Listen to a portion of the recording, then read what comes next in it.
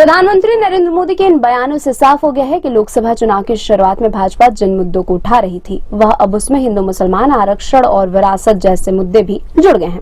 प्रधानमंत्री नरेंद्र मोदी ने पहले चरण की वोटिंग के बाद भाजपा के चुनाव प्रचार का ट्रैक बदलते हुए 21 अप्रैल को राजस्थान की चुनावी रैली में कहा कि अगर कांग्रेस सत्ता में आती है तो वह लोगों की संपत्ति घुसपैठियों और उन लोगों को बांट देगी जिनके ज्यादा बच्चे हैं।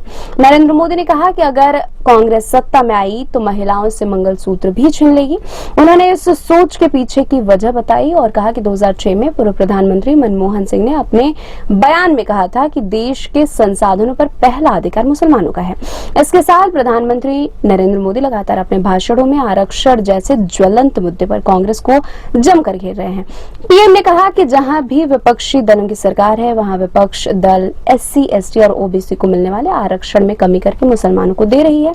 पीएम ने कहा कि अगर कांग्रेस और विपक्षी दलों के इंडिया ब्लॉक की सरकार बन गई तो केंद्र में भी अब SC, ST और OBC को मिलने वाला आरक्षण मुसलमानों के हिस्से में चला जाएगा।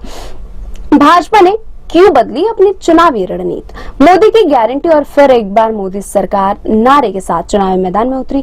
भाजपा ने पहले चरण की वोटिंग के बाद क्यों अपनी चुनावी रणनीति बदली?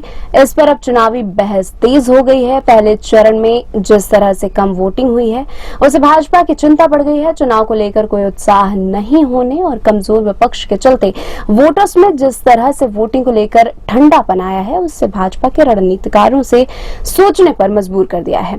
भाजपा की कोशिश है कि अधिक से अधिक वोटिंग हो जिसका फायदा उसे मिले। वरिष्ठ पत्रकार रामदत्त त्रिपाठी कहते हैं कि चुनाव में कांग्रेस भाजपा को बेरोजगारी, महंगाई जैसे मुद्दों पर घेर रही है तो भाजपा इन मुद्दों को चुनाव में लाना चाहती है कि इसलिए वह हिंदू मुसलमान और आरक्षण जैसे मुद्दों को उठा रही है। वह कहते हैं कि प्रधानमंत्री नरेंद्र मोदी का कांग्रेस के घोषणा पत्र या SC, ST और OBC का आरक्षण कम करने के मुद्दे को उठाने के पीछे की वजह पहले चरण का कम मतदान होना है। माना यह भी जाता है कि जब मतदान प्रतिशत कम हो तो उसे सत्ता के खिलाफ जाता है।